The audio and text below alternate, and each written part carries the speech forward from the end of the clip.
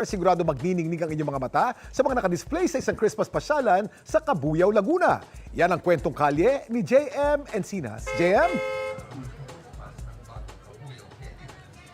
Kuya Kim, makulay ang Kapaskuhan dito sa Cabuyao, Laguna dahil sa kanilang Candyland themed na Christmas installation. Tampok din dito yung kanilang Christmas on display o COD may naisihatid na mensahe ngayong Pasko.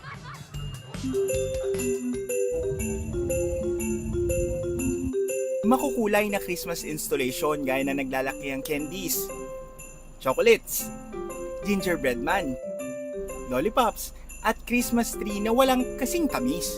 Ganito kagarbo ang Paskuhan sa Cabuyao, Laguna. Kaya naman ang mga bata at kid at heart, enjoy sa pamamasyal. Dinarayo rin dito ang kanilang malalaking Christmas on display o COD. Sina Jomari at Otep ang mga nagpapagalaw sa Christmas display. Bali po dati, galing po itong Quezon City. Sa ngayon po nire-remote na po namin. Medyo madali-dali naman po siyang paggalawin.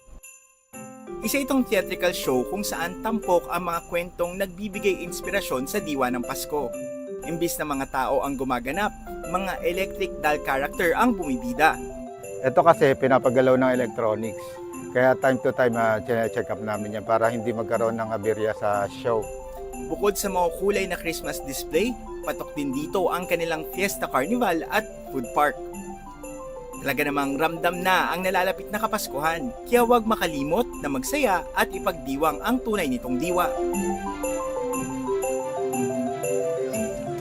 Live mula dito sa Cabuyao, Laguna, ako si JM Encinas at yan ang kwentong kalyeng dapat alam mo, Kuya Kim. Maraming salamat, JM Encinas.